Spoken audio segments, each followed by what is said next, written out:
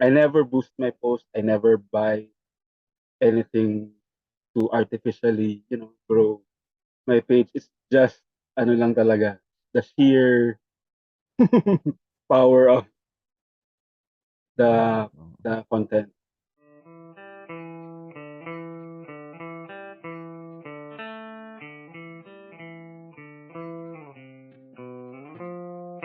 Welcome back to the Comics Cube, everyone. I am with Kevin, Eric Raymundo, also known as Tarantadong Kalbo. Kamusta? Yun, I do. Okay naman. So, first of all, congratulations kasi as of today, October 8, 2022, uh, you have won an award for good design awarded in Japan, no?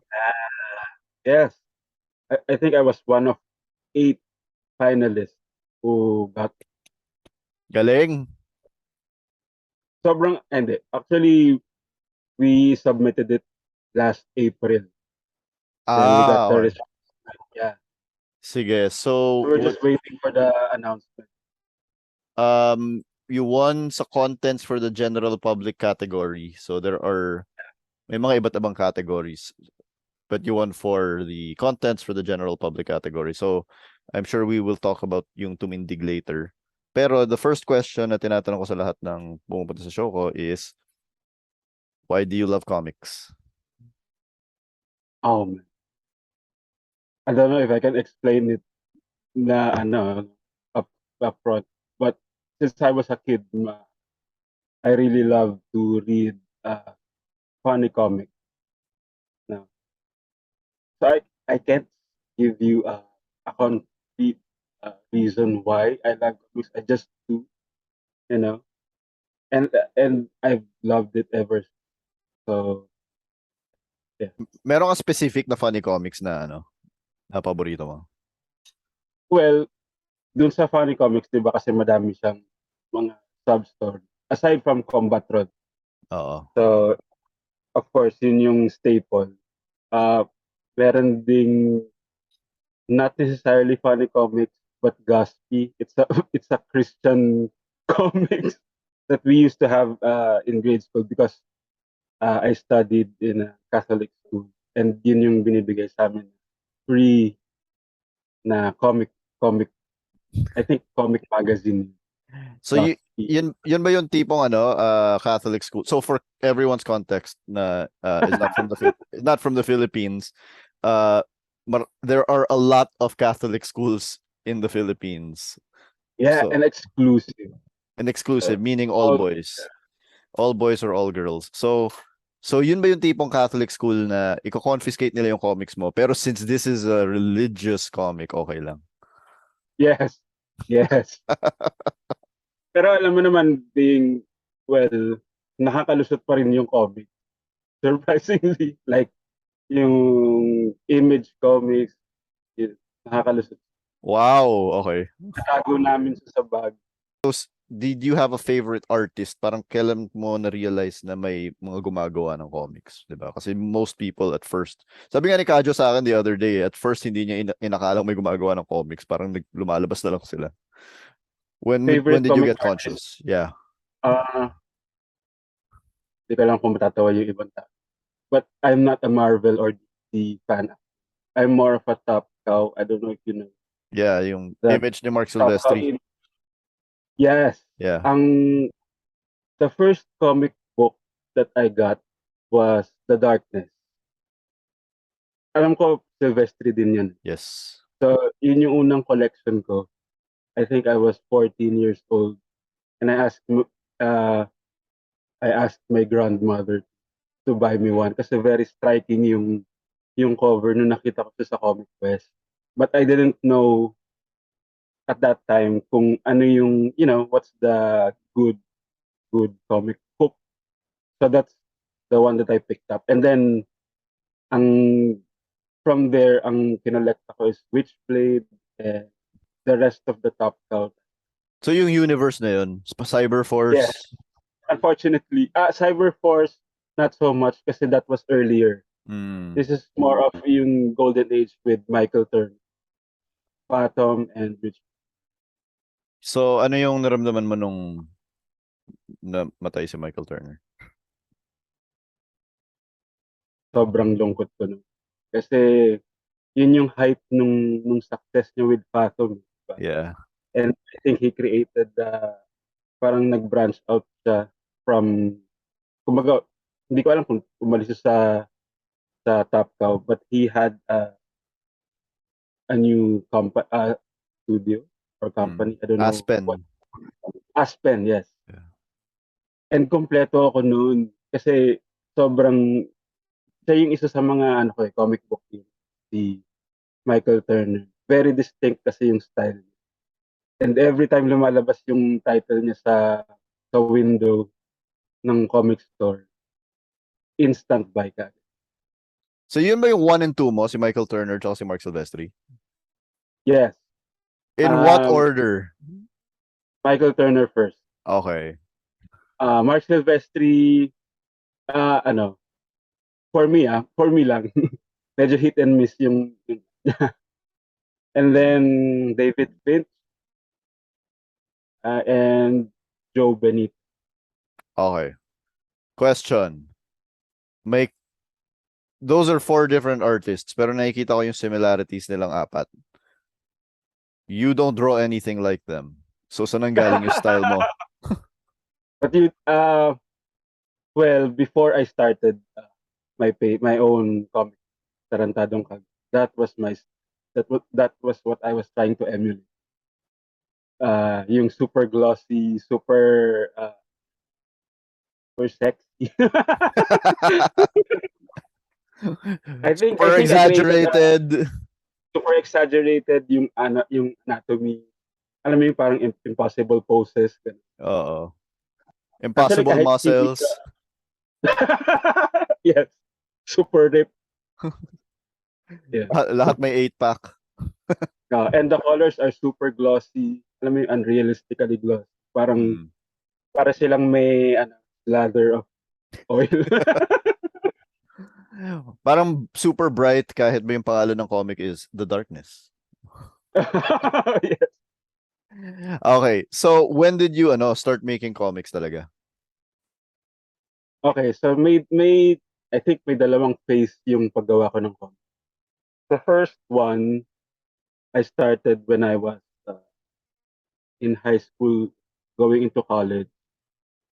So, ang ginagawa ko, nag-drawing ako using a Unitin, and then yung nabibili sa National Bookstore na Corona sketching pad. So gumagawa ko ng comics manual, traditional. And then tapos Yung blue na sketching pad? yung blue, yes. Tapos pero ano yun not knowing how to do, yung professional comic. Yeah.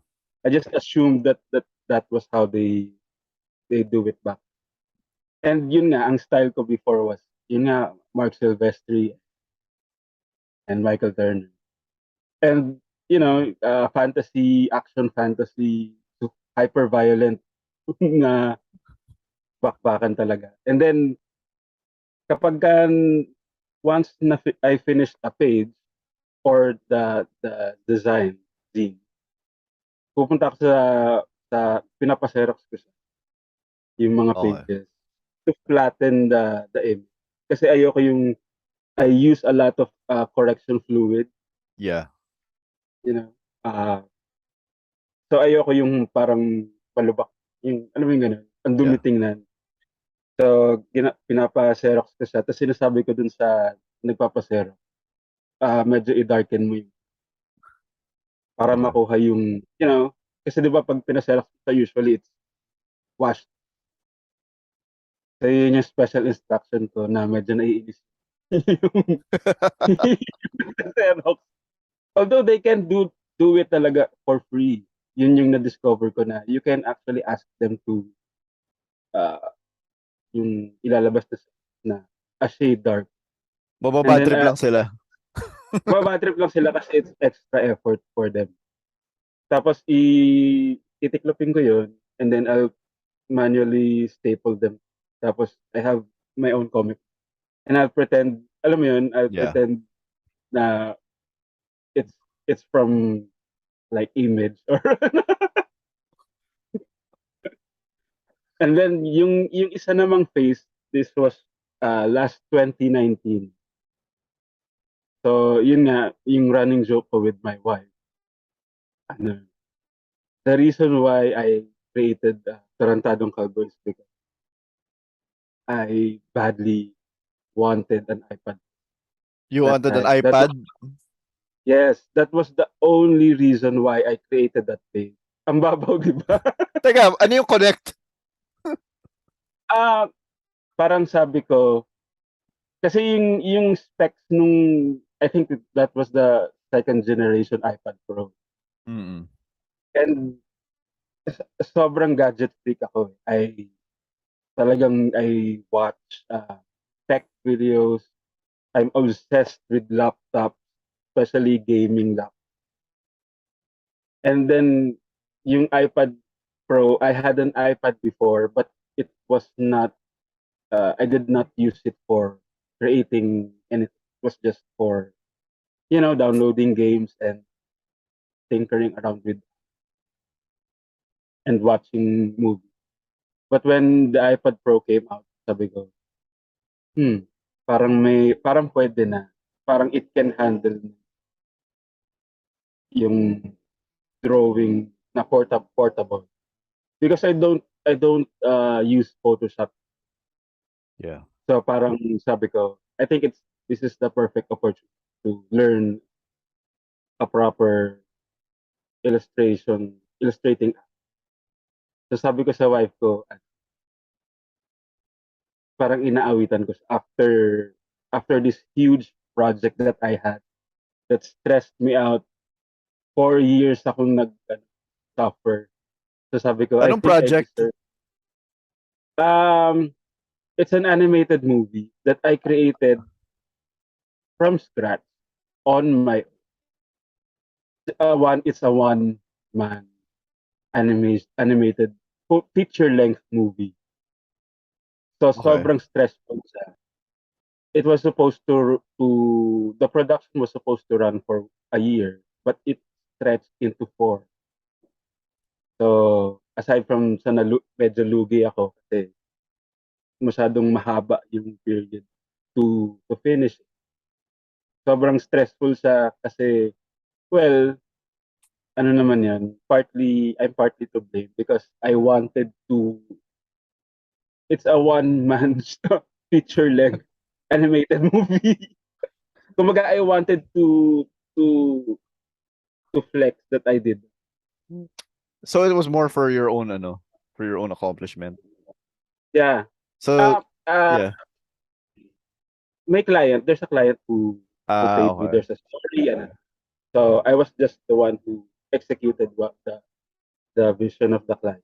Tapos sinabi mo But I sa didn't wife mo.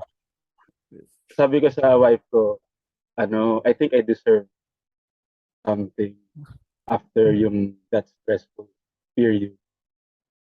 Parang kailangan ko ng pero nung time na yon, hindi comics yung naiisip ko, parang more for games and browsing. Kasi sabi niya, it's super expensive. iPad Pro is worth 70,000 pesos. So it's a huge investment. So kailangan may reason. Sabi ko, hindi kasi dun ko mag-ano na ako, try na ako to illustrate profession or gumawa ng, pero nothing concrete. So nung pumayag siya, okay, a few days later, I tried out yung Procreate. Yeah. Sobrang nalibang ako. Kasi ang ganda ng mga brushes, ganyan. Yung layering, it's very Photoshop-like, pero not necessarily a heavy app. So one day, parang isip ko lang, okay, ito na yung perfect use ko. Gagawa ko ng comic. Isa lang, I'll just try. And then pinost ko siya sa personal account ko sa Facebook. And medyo it gained traction with my friends. Kasi hindi, well, naka-public siya pero the content was more for my. And then after nun, parang naisip ko, what if gumawa ko ng a proper outlet. So I created yung Tarantadong Kalbo. But the goal was to, yun lang. Parang idadump ko lang dun Hindi yung mga mo comics. hindi mo sinadyang magiging career mo si No, Tarantadong Kalbo. no. Walang plan na it's gonna be this huge brand or super Okay. sikat. Question. Yung style mo sa Tarantadong Kalbo and yung design ni Tarantadong Kalbo, was that influenced by any comic strips that you consumed growing up? Or is it because now you're drawing on an iPad and mas mabilis lang kung malinis, kung vector-based or whatever? Both. Both actually. Yung sa style niya, it's a combination of uh, madaming artist and i-enumerate. Siguro ang pinaka-prominent na napansin din ng ibang mga readers is yung Gorilla. So meron influence yung Gorilla. Influential yung Gorilla, the artist, yung artist. Gorillaz yung Tapos, band. yeah, the band. Yung band, yeah. But not the artist of Yeah, that yung album artist band. nila. Yeah. Yeah. So, isa ding influence nung TK was yung Adventures of Tintin. Talaga. So, I Now, also read that when I was growing up. now that you mention it, I can see it.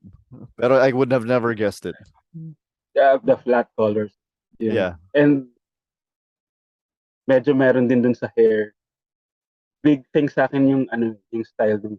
Yung parang lahat ng hairstyle, kahit anong hairstyle yan, basta yung ends ng hair, kailangan ganun. And hindi siya closed. Hindi siya, yung outline niya is open. Yun yung isa sa mga Tarantadong Kalbo rule. Tinignan bigla, no? Oo nga, no? Okay. Diba? Yung mga ends, kunwari long hair siya, yung putol na side na part, walang outline yun. It's just may mga line. Hindi ba mas mahirap yun i-color digitally? Yeah, medyo may konting effort. Okay. Pero worth it. Worth it. Okay, And sige. then, so, Tintin, I used to collect that when I was in elementary. Sa book sale. Pagka nabubook sale sa school, yun, medyo bougie. Yun yung mga books na available dun sa book sale. And then,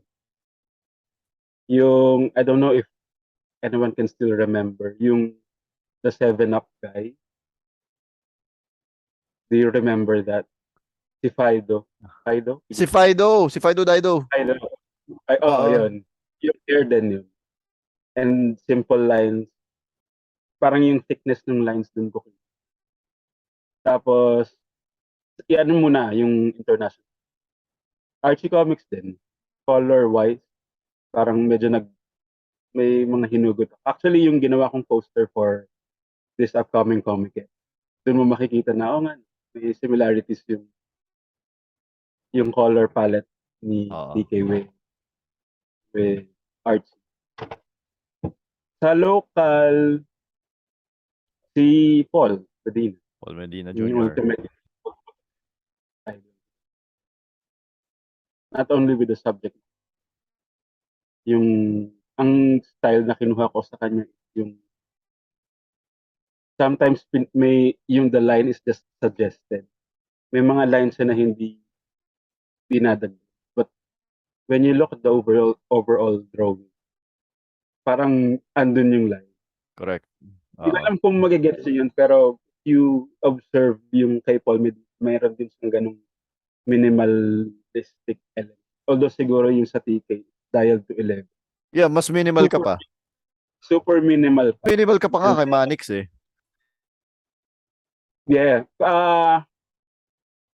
Si Manix, lang, wordy.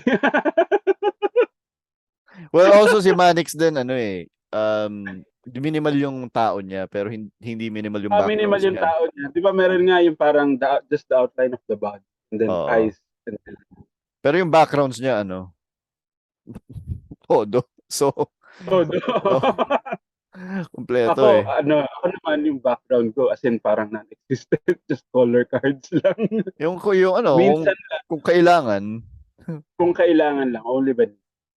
Oh, So like, yun yung mga influence. ayan, yung stairs. Kasi kailangan siya sa story. Kumaga, di ba? I can't, Ah, hindi ko ma-convey yung punchline better kung wala yung, like, the line. Pero super simple, like, stairs. Okay, I'll just draw the stair. Wala man lang yung, yung, tawag doon, yung uh, guide or yeah. yung So, railing. so when did you realize na may following si Tarantadong Kalbo? Siguro, siguro, Mga siguro 6 months into it. 6 months. So at that Yeah, kasi point, parang exercise pa lang siya. yeah. Pero, but also because, uh, bago pa lang ako with social media posts, medyo excited pa ako kapag when I reach certain milestones. Like, for example, oh, I got 1,000 followers. Ganun. It's a huge deal for me at that time. Kasi nga, I was just starting. So, by the 6th month, I think it grew to 10, or when I reached 10,000 followers. That's when I said to myself, I need to, I need to plan. Kasi yung pag tiningnan ko yung trajectory niya, hindi siya mag-slow down. It's gonna keep building. So kailangan, kumbaga may mga certain things that I do not post, and like certain, kasi before, as in super ano lang siya shit post basically. Kumbaga, today I'm just gonna draw a fan art of a niche show, or basta kahit ano, anything under the sun. Pero nung medyo lumaki na, nung nag-ano na siya nag-break na siya to 10,000 followers, parang, okay, siguro kailangan may structure na yung ano natin, or my theme. Kailangan, I need to figure out the theme, overall theme of the hobby. Yeah. Question. So, you just released yung book 3 mo, Tarantadong Kalbo, Yes, Volume 3, entitled 2022. Uh, the so, double meaning. question. So, alam kong it's yung content mo is very relevant to modern day. Are you ever worried na kuwari, if somebody picks it up kuwari, if a collection years from now, baka i-decide niyo na ay teka lang, hindi na Hindi na magigets. relevant. Hindi na magagets. Pinag-usapan namin yan ni Paolo, may publisher. Yeah, Oh, Paulo Paolo Heras. actually. Yeah. Pero conscious effort siya for me. I wanted it to be of that time. I don't want it to last. I don't know if that, kasi 'di ba yung ibang uh, webcomic, timeless yung ano nila, like for Garfield. Yeah. Kahit kahit ngayon mo basahin yung script, ano pa rin, parang the jokes still land, 'di ba? Siguro yung sa akin, I think I'm more of Doonesbury by, Doonesbury, yeah. Oo. yeah, very of the moment, kumbaga, yung mga tinatakal ko na stories. And okay siya for me. It's okay to, I think okay na mag-date yung content. And sabi binibiro ko nga si Paula, sabi ko, I think dapat maglabas tayo ng, anong tawag doon? 'Di ba pagka may makapal na book, and Om then flip notes. Omnibus. Ah, okay. Flip notes to, parang explainer, kumaga, okay, what parang maglabas kaya tayo ng booklet per book. Kunwari, Tarantadong Kalbo volume, the cliff note. So, ano lang siya, manipis lang siya, and then yung mga pages nandun, and then parang may explainer, okay, this is what happened during that time. Para actually may mga readers ka na nagtatanong na parang naging fan nung page ko siguro nung book 2 na. When they bought book 1, parang may nagtatanong, okay, so what's this about? Yung strip na yun. Ang sinasabi ko sa kanila, you can look it up dun sa page. Kasi andun naman lahat ng pagka binasa mo yung comments, dun mo magigets yung content. Question, So do may you konting, sige, go ahead. sige, Sige, go. so may konting elbow grease for you to get yung, yeah. So, question. Yung ano, when nung sumabog, nung nag-explode yung Tarantadong Kalbo, it was the middle of the pandemic. And as we know Yeah. na, start of the pandemic nga eh. So as we know na, during the pandemic, a lot of people, we were forced to stay at home. Do you think na you would have exploded kung hindi pa pandemic? Not that quick.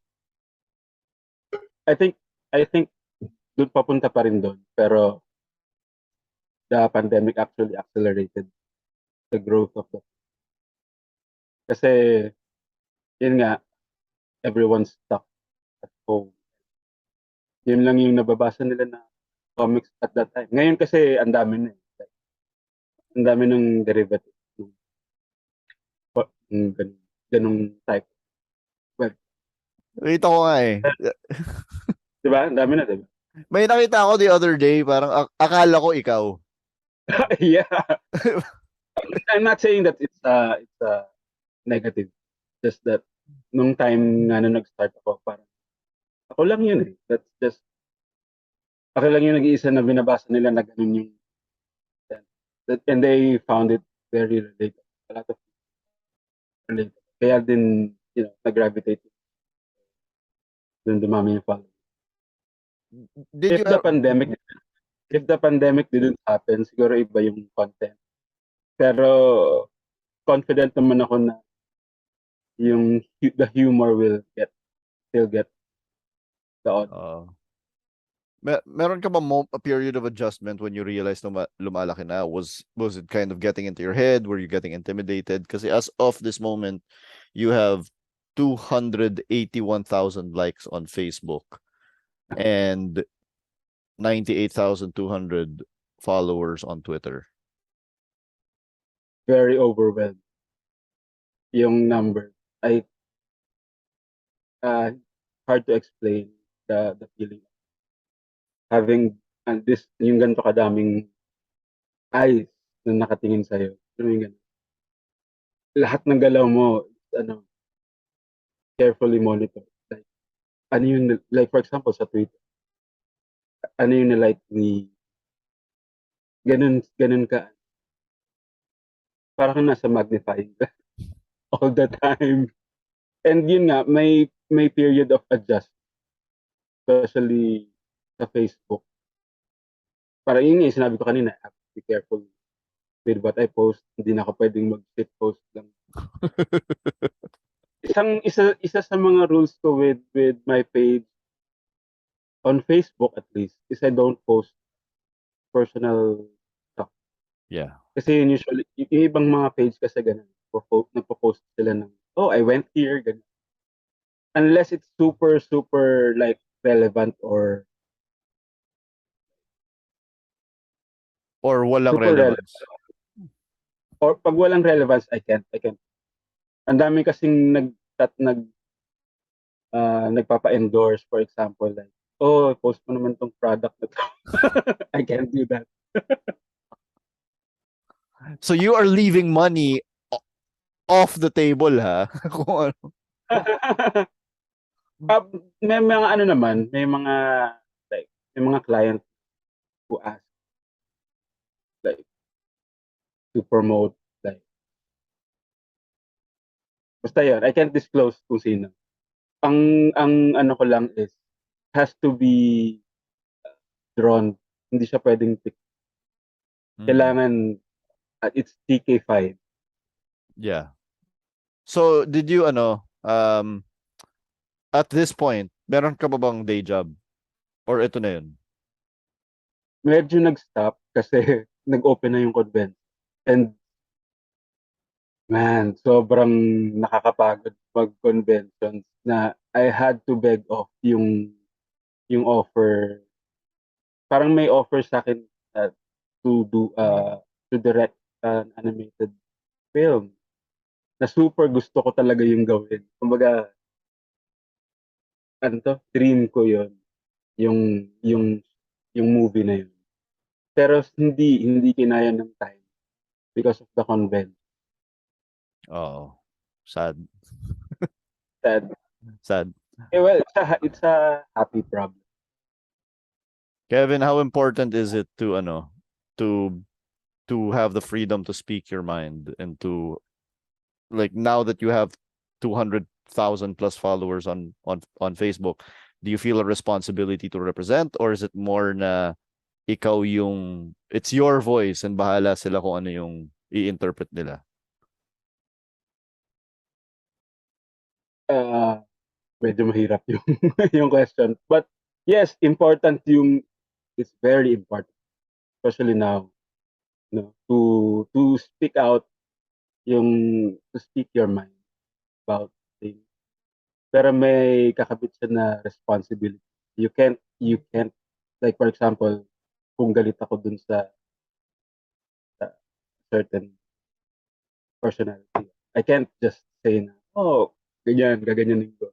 Kumbaga may responsibility ako, especially to the youth. Ang dami kong audience na young. Actually, Yeah. I, ano yun ironically, the reason why I named my comics Tarantadong Kalbo is to say na, oh, this is PG hindi to for all ages. Pero hindi siya effective kasi like for example, sa conventions, ang dami ko nang na-encounter. Parents who would who would buy the books for their kids. Sabi ko, wina-warning, parang ginaganon ko yung book, are you aware na hindi to for kids? Sasabihin nung parents, yeah, okay lang. Pero Pero ang excuse nila is pag lumaki na daw. Saka parang ipapamana daw nila yung parang talaga yun din maniwala ako dyan. So eh, alam ko, as the owner of a Facebook page, you get to see yung demographics ng mga followers mo, no? mhm. So do you ever look, and if you do, ano yung paano siya nagsuskew? Nung mas madalas dati. Pero ngayon hindi ko na masyado sinisilip. I just to ano din it's very tempting to focus on yung metric. Madaling madaling matrap dun sa, "Oh, I need to deliver." Kasi 'di ba yung sa insights makikita mo dun, okay, which of your post is the most effective, ganyan. And then it will influence how you do your craft. Yeah. And Ang hassle nun, no? Kasi it makes oo, you want to do a repeat of yung effective one, pero yes. And mababaliw ka kasi ano yun, usually, ano yun, notorious si Facebook din.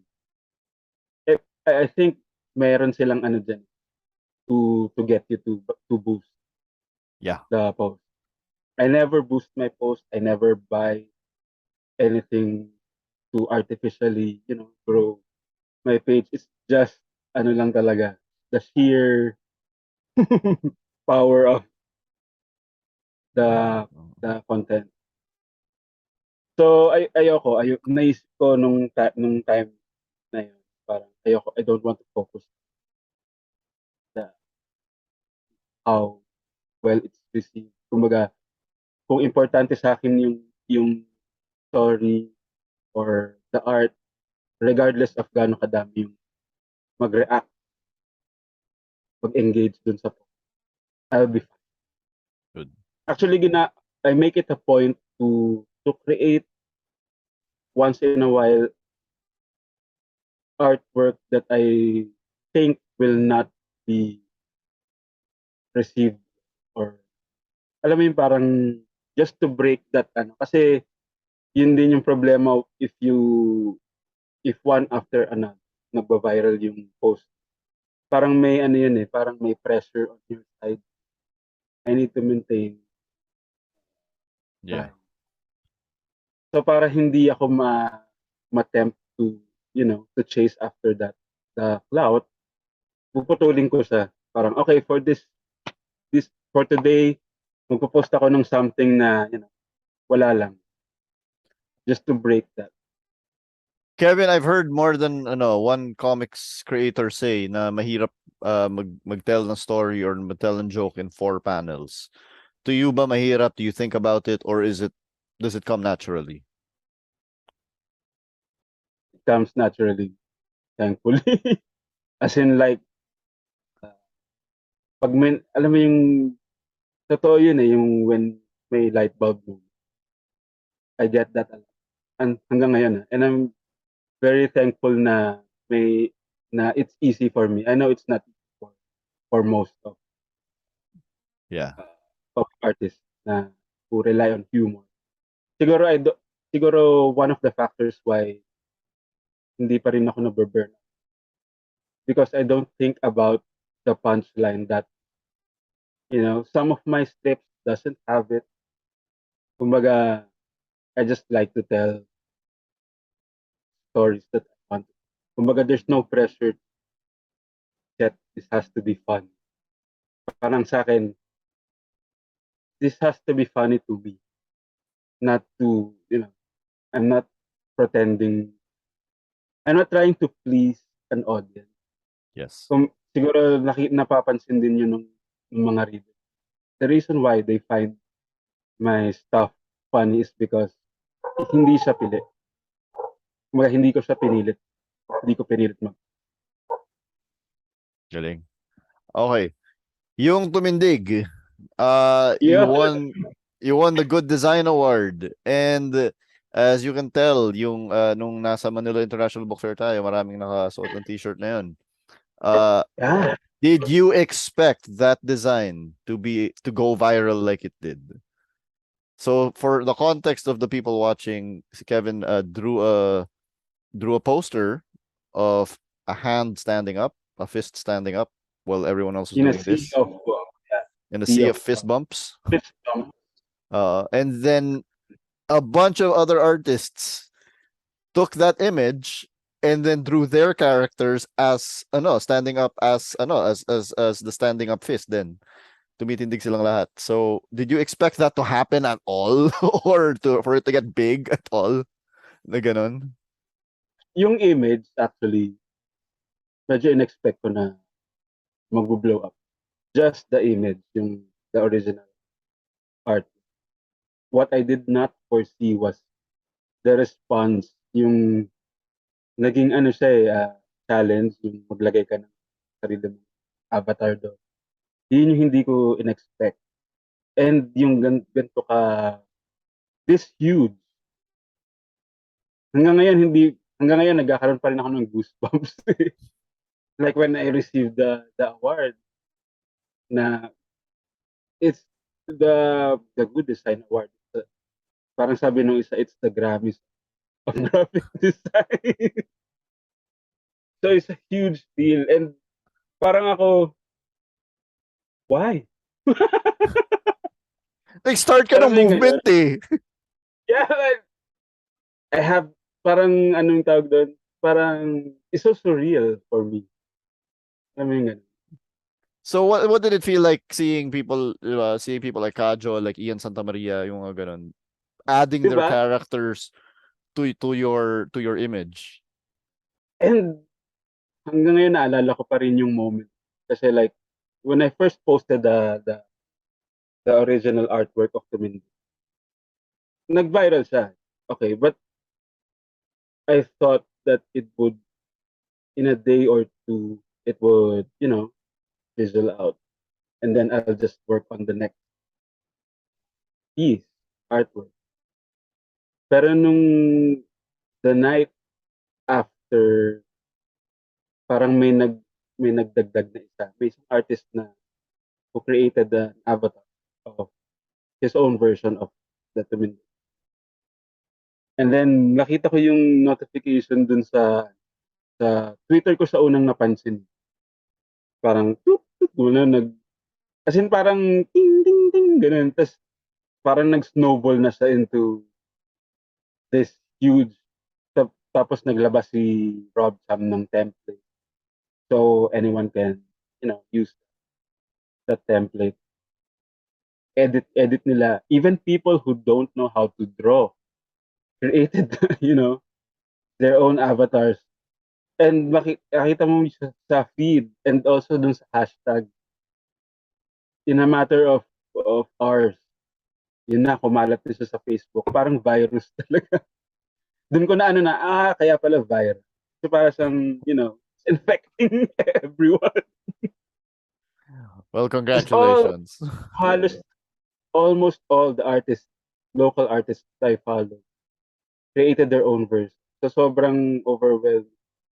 Galing And nga it's eh. super uh, Galing nga. I yeah. was very, very amused, di ba? Kasi kung si Ian drew one of his Skyworld characters, yung Tikbalang, Skyward, yeah. na sabi ko, "Puta, may kamay pa, di ba?" Anyway, so aside from that, lately you've been spending quite a bit of time with Pol Medina Jr. So Oh, yes. so may tanong ako sa'yo if you could talk to Kevin from 5 years ago, tapos sasabihin mo sa kanya yung mangyayari sa kanya, would Kevin from 2017 believe you? No. Definitely. I have no words. Kasi super random lang din yung encounter ko with Sir Paul. Although matagal na akong nasa friend request list niya before. I tried adding him on Facebook way back. But since this is Paul Medina, puno na yung request niya. So okay, it's long. And then fast forward to this year. Yun nga yung the first time that Comic get opened uh, to the public since the pandemic. Pinagtabi pala kami ni Paolo. So ako parang this is the perfect opportunity, para magpakilala sa. So nung nandun na sa convention, Yun yung sa Ayala binili ko 30th, no? sa Ayala 30th. Yeah.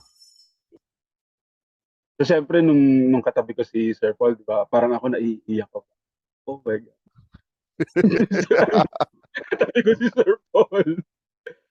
So parang nilakasan ko yung loob ko.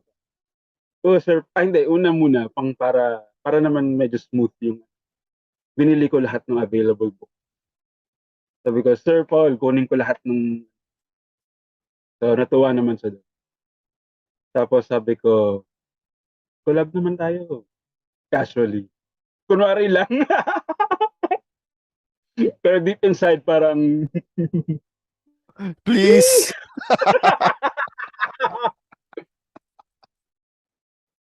and then, luckily, he agreed to the collab. So, ano yun? Super loose. Kumbaga, sinabi ko lang sa kanya, sige sir, ganito, gagawa ko ng storyline ko, incorporate ko yung character. Gagawa din siya ng sarili niyang storyline. Walang, tawag dito, Walang crossover. walang storyboard na, dapat Uh, ganito yung story. Walang nagdi-dictate sa aming dalawa. Kumbaga, kung ano lang yung spur of the moment na idea. So, dun lumabas yung love triangle with his Pugad Baboy character, si Benny. Which is yung And drawing was for Comiket. For this upcoming yeah, yun, Comiket. it was very well received. And ang daming nagtatanong kung i-release pa kami book. Soon, i-release a book. Kumbaga yung collection nung collab namin sa isa't. Ano yung feeling mo when you got when you saw yung strip niya? Maybe I don't know how you first saw it, pero when you first saw yung strip tapos nakita mo yung take niya kay Tarantadong Kalbo. Cloud9 talaga. Wala akong masabi. Like, for 5 minutes siguro, I was just staring at the strip. Like, hindi to totoo. This is not real. Kumbaga, flashback na, this artist, when I was in grade school, I used to collect his work. And now, my, I'm, I'm inside this panel in this strip. Hindi ko alam mo yun, parang hindi ko siya ma-connect. Parang my brain couldn't accept. Couldn't accept talaga.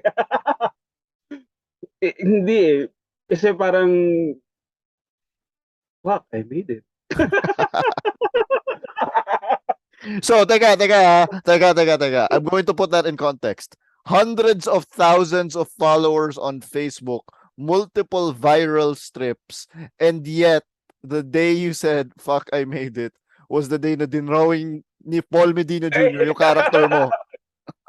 Yeah, kasi iba yung validation nung ano eh. When someone you look up to all these years, Absolutely. Oh. to recognize I'm not discounting na important din naman yung, to have this audience na madaming babasa. But personally lang talagang super full circle moment. Kasi yung Pugad Baboy is very, very influential for me. Yung humor, yung punchline, alam mo yung ganun, yung setup, dun ko talaga yun nakuha eh.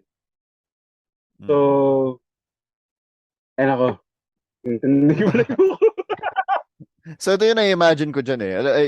So I imagine that as Tarantadong Kalbo gets bigger and bigger and bigger, may part of you na iniisip na parang binubole lang ako ng audience eh. Yung parang gano'n. Oo, Diba? yeah. Pero Ano once yun, Paul Medina Jr. gives his stamp of approval, oh shit! oh shit, yes, okay. I'ma sit down.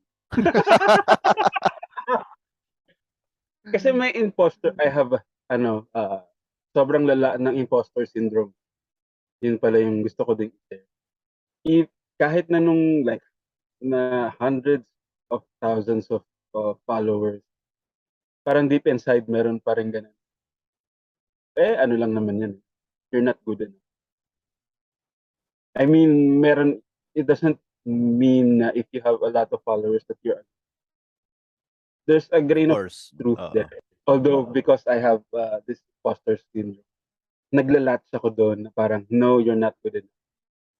Parang, well, in a way, medyo nakatulong din siya kasi it keeps me grounded. Kumbaga, alam mo yun, wala akong ere na, I have thousands of followers, so my opinions matter more than someone who has that, which is not true.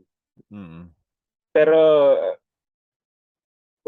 yun nga, nung na-recognize nga ni Sir Paul, wow.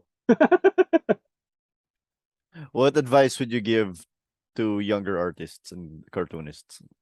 What advice would you give younger Kevin 5 years ago? Just enjoy what you do. Yun yung pinaka-important. Ano yan, even if you become successful, if you don't enjoy what you do, is hindi mo yun mararamdaman. And well, success is not just about having a book. It's more of like, are you content with what you have? Yeah. Well, important to have goals, pero Yung and yun din kasi yung reason why TK lasted this long. Well, 3 years is a short time compared to someone like Pol Medina who can do it. Pero yun din yung nakita ko kay Paul and like Manek. They really enjoy what it doesn't matter if some people don't like your artwork or they think it's corny or or bullshit as long as you like what you do. Yes. Kasi at the end of the day, diba, you can only really write or draw for yourself. Yes. And if it turns out may following ka, then may following ka. Kasi if you don't like what you do, then how can you do anything that people will like? Exactly. Where what's next for Tarantadong Kalbo? You hindi yung character mo. Ikaw. What's next for you? What's next for me? Siguro aside from the convention, I hope na maka-crossover ako into animation. Actually, gusto kong gawing show yung comics na Tarantado. Siguro mag-start muna like short clip. Alam mo yung ganun, parang ngayon kasi ang nakikita kong goal with DK to to create an SNL type format na series. Alam mo yung ganun. Mm-mm. Mga skits. Mga skits, yeah. Mm-mm. So, pwede kong kunin yung mga trips ko from way back and then and i-combine ko siya with new content, new topics. So, yun. Pagagalawin natin si TK. We've seen some of your contemporaries go international talaga. And do you think Tarantadong Kalbo has the ability to really go international, considering one, the title is in Tagalog, two, a lot of the strips are in Tagalog na, di ba? So and what do you think the international potential of Tarantadong Kalbo is? International wise, medyo 50-50 ako doon. Kasi nga, ang target audience ko talaga is local. Yeah. Yun talaga yung gusto kong, yun talaga yung focus nung page. Kaya dun sa Tagalog. Aside from, ang hirap i-translate ng Tarantadong Kalbo. Actually, Irreverent Baldi. Yung official na translation ng DK. Si EK Gonzalez yung nag-coin ng term. Irreverent Baldi. Okay. Pero tinan mo, pansinin mo, Irreverent Baldi doesn't ring that as much as, Tarantado. Oo. Hindi siya malutong. Walang pop. Yeah. Okay. Sige. Anything else you want to add? The next year is fully booked then. All months of 2023 is gone. Cons are back. Yes. Kevin, congratulations. I'm so happy for you, and congratulations on your success. Wish you nothing Thank more you. but more success in the future. Thank you for joining the show.